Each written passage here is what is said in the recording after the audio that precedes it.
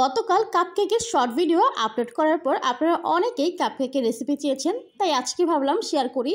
এবং সেই সাথে আমার ফেসবুক পেজে 12,000 ফলোয়ার্স হওয়ার উপলক্ষে আমি আজকে বোনাস হিসেবে এই পাউন্ড কেকের রেসিপিটাও শেয়ার করব। Hello everyone, welcome back to my page Surabhi cake fair. তো এখন আমি শুকনো উপকরণ চিনে নিলাম। এখানে আমি ময়দা, কর্নফ্লাওয়ার, কোকো পাউডার এবং বেকিং পাউডার দিয়ে দিচ্ছি। এখানে ময়দা দেওয়া হয়েছে 160 গ্রাম এবং কোকো পাউডার দেওয়া হয়েছে 20 গ্রাম আর কর্নফ্লাওয়ার দেওয়া হয়েছে 20 গ্রাম আর আমি বেকিং পাউডার দিয়েছি 2 চা চামচের মতো। তো এখন আমি শুকনো উপকরণগুলো চেলে নিচ্ছি। যেহেতু কোকো পাউডার আছে তাই আমি শুকনো উপকরণ দুইবারে চেলে নেব। যদি কোকো পাউডার দেওয়া না থাকতো তাহলে আমি একবারেই চেলে নিতাম।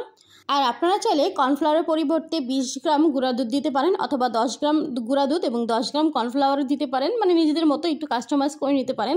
গুঁড়া দুধ দিলে কেকের টেস্ট আরও বেশি বেড়ে যায়। তো এই যে আমার কিন্তু এই যে শুকনো উপকরণ চেলে নেওয়া হয়ে গিয়েছে একবার। আমি একটু ভালো করে নেড়ে চেড়ে আবারও চেলে নিচ্ছি। চেলে নিতে নিতে আমাদের পেজের কিছু আপডেট এখনই আপনাদেরকে বলে দিচ্ছি। আমাদের কিন্তু সেপ্টেম্বর মাসে আবারও শুরু হতে যাচ্ছে বেসিক বেকিং কোর্স 5ম ব্যাচ। মাত্র 710 টাকায় আপনারা সাধারণ কেকের ক্লাস করতে পারবেন এবং কেক শিখতে পারবেন, খরচ নির্ধারণ করতে পারবেন, আপনি নিজেই packaging, pricing A to Z করতে পারবেন। সেই সব কিছুই কিন্তু ডিটেলসে লাইভে বলে দেওয়া হবে এবং লাইভটি কিন্তু 1 মাস সেভ থাকবে। যেহেতু ফেসবুকে নতুন নিউজ তৈরি হয়েছে, তো আমরা এখনও নতুন কোনো সিস্টেম বের করতে পারিনি, সেজন্য লাইভগুলো কিন্তু 1 মাস সেভ থাকবে। তো এই যে আমি কিন্তু 4টা ডিম দিয়ে দিয়েছি এবং অল্প অল্প করে আমি চিনি দিচ্ছি। 4টা ডিম দিলে কিন্তু আমি পাউন্ড কেকে করতে পারবো, কাপ কেকে করতে পারবো। একই রেসিপিতে আমি কিন্তু পাউন্ড কেক এবং কাপ কেক দুইটাই করব। আর আপনারা নিশ্চয়ই খেয়াল করেছেন আমি কিন্তু চিনিগুলো একবারে দিইনি, আমি অল্প অল্প করে দিয়েছি। আর এখানে আমি টোটাল 200 গ্রাম চিনি ব্যবহার করেছি, অর্থাৎ 200 গ্রাম ডিমের জন্য 200 গ্রাম চিনি দিয়েছি। তো আমার মোটামুটি বিট করা হয়ে গিয়েছে।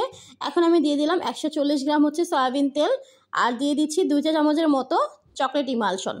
তো এগুলো দেওয়ার পর আমি বেশিক্ষণ বিট করব না, মাত্র 10 সেকেন্ডের মতো বিট করে নেব। এই তো আমার 10 সেকেন্ডের মতো বিট করা হয়ে গিয়েছে। এখন আমি শুকনো উপকরণগুলো মিশিয়ে নিব। শুকনো উপকরণগুলো কিন্তু একবারে মিশাবো না, আমি দুইবারে মিশাবো। তো এই যে একটু আমি বিটারের কাঁটাটা দিয়ে মিশিয়ে নিচ্ছি। এই তো আমার মিশানো হয়ে গিয়েছে। আসলে পাউন্ড কেকের সময় আপনি উল্টাপাল্টা করে মিশালেও কোনো সমস্যা নাই, এটা তো আর বার্থডে কেক না বা স্পঞ্জ কেক না। আর পাউন্ড কেকে দেখেন এভাবে যদি আপনি চাইলে কিন্তু বিটার দিয়ে মিশিয়ে নিতে পারেন, এতে কোনো সমস্যা হবে না, ঠিক আছে। তবে দেখবেন যাতে ওভার বিট না হয়ে যায়। তো আমার বিট করা হয়ে গিয়েছে। তেল দিয়ে পাউন্ড কেক বানালে কিন্তু ব্যাটারটা ঠিক এইরকমই পাতলা হবে। তো এই যে আমার একদমই পারফেক্ট আছে। এখন আমি মোল্ডে দিয়ে দিচ্ছি। আমি 9 ইঞ্চি মোল্ডে একটি লেখালেখির কাগজ বিছিয়ে দিয়েছি, সেখানে আমি হাফ করে এই ব্যাটারটা দিয়ে দিলাম। আর বাকি ব্যাটারগুলো আমি কাপকেকের মোল্ডে দিয়ে দিব।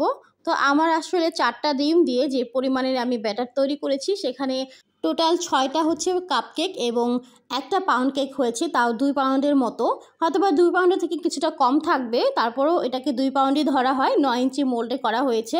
তো আমি প্রত্যেকটা কাপকেকের মোল্ডেই 2 চামচের মতো করে দিয়ে দিয়েছি আনুমানিক। তো এই তো আমি এখন ওভেনে বেক করতে দিয়েছি। আমার মোটামুটি কেকটা হয়ে গিয়েছে। আমি 170 ডিগ্রি সেলসিয়াসে আপ ডাউন হিট অন করে 15 মিনিটের মতো এই কাপকেকটা রাখছিলাম। আর আমার কাপকেক হয়ে গিয়েছে। মাশাআল্লাহ, দেখতে পাচ্ছেন প্রত্যেকটা কাপকেকই কিন্তু অনেক সুন্দর ফুলেছে। তো এখন আমি কাপকেকগুলো নামিয়ে ফেলেছি। কিছুদিন আগে একটা আপু আমাকে কমেন্ট করছে যে আপু কাপকেকগুলো আসলে নরম থাকে না কেন, শক্ত হয়ে যায় কেন, কীভাবে সফট রাখবো। তো তাদের জন্য দেখিয়ে দিলাম। আপনারা কাপকেক গরম অবস্থায় এভাবে সুগার সিরাপ ব্রাশ করবেন বা সুগার সিরাপ চামচ দিয়ে দিবেন, তাহলেই কিন্তু কাপকেকগুলো নরম থাকবে আর ড্রাই হয়ে যাবে না। তো আমি সবগুলো কাপকেকেই কিন্তু সুগার সিরাপ দিয়ে নিয়েছি। আর এখন আমি কাপকেকগুলো মোল্ড আউট করে নিচ্ছি। তো দেখতেই পাচ্ছেন মাশাআল্লাহ কাপকেকগুলো একদমই পারফেক্ট এবং সফট ময়েস্ট হয়েছে। দেখেন আমি মোল্ড আউট করতে করতেই ওদিক থেকে খাওয়া শেষ হয়ে যাচ্ছে। মানে আমি যে ভিডিও করব সেই আর সুযোগ আমাকে দেওয়া হয় না। প্রত্যেকবার সবসময় এই কাজটাই করা হয়। আমি যখনই কিছু বানাই ভিডিও করার আগে ফিনিশ হয়ে যায়। কিচ্ছু করার নাই, আপনারা জাস্ট এইটুকুই দেখেন। আচ্ছা, অনেকের পাউন্ড কেক মাঝখান দিয়ে ফেটে যায় না, তো সেটার জন্য এইভাবে পানি দিয়ে আপনারা মাছ বরাবর একটা দাগ টেনে নেবেন, তাহলে কিন্তু চুলাও কিন্তু খুব সুন্দরভাবে ফেটে যাবে। তো এই যে আমার কেকটা হয়ে গিয়েছিল। এই পাউন্ড কেকটা আমি ওভেনে 170 ডিগ্রি সেলসিয়াসে আপ ডাউন হিট অন রেখে 40 মিনিট বেক করে নিয়েছি। তো মাশাআল্লাহ, দেখতে পাচ্ছেন পাউন্ড কেকটা একদম সব দিক থেকে পারফেক্ট হয়েছে। তো মাশাআল্লাহ চুলাও কিন্তু এরকম সুন্দর হবে। আপনারা চুলায়ও 40 মিনিট রেখে দিবেন, তবে অবশ্যই ওভেন অথবা চুলা 5 মিনিটের জন্য প্রিহিট করে নেবেন। এই যে এখন আমি আপনাদেরকে একটু স্লাইস করে দেখাচ্ছি। মাশাআল্লাহ দেখতেই পাচ্ছেন কেকটা খুব সুন্দর মতো স্লাইস করা যাচ্ছে। আমি কিন্তু গরম অবস্থায় কেকটাকে স্লাইস করে নিচ্ছি। যাদের আমার থেকেও ছোট ছোট পেজ আছে তারা চাইলে কিন্তু আমাকে দিয়েই আমার ভিডিওর মাধ্যমে প্রমোশন করে নিতে পারেন। এতে কিছু করতে হবে না। মিরপুর 1-এ আপনারা একটি পেজের প্রোডাক্ট পাঠালেই হবে, সেটা আমরা ভিডিও করে লাইভ করে প্রমোশন করে দিব যেভাবে সম্ভব হয়। আমরা চেষ্টা করব আপনার পেজটাকে বড় করে দেওয়ার। তো এই তো দেখেন কথা বলতে বলতেই আমার সবগুলো কেক স্লাইস করা হয়ে গিয়েছে। আমি কিন্তু টোটাল হচ্ছে 13টা সাইজ করেছি। তো আপনারা চাইলে এর থেকে মোটা করেও করতে পারেন, তবে এর থেকে চিকন আর করা যাবে না। আমি দেখাচ্ছি আমি কীভাবে প্যাকেজিং করি। আসলে এটা আমাদের রিলেটিভদের বাসায় যাবে, সেজন্য আমি আসলে বক্সে প্যাকেজিং করছি না, আমি জাস্ট এভাবে প্যাকেজিং করে দিয়ে দিব। তো আজকের ভিডিও পর্যন্ত, সবাই ভালো থাকবেন, সুস্থ থাকবেন, সেরবি কেক ফেয়ারের পাশেই থাকবেন। আল্লাহ হাফেজ।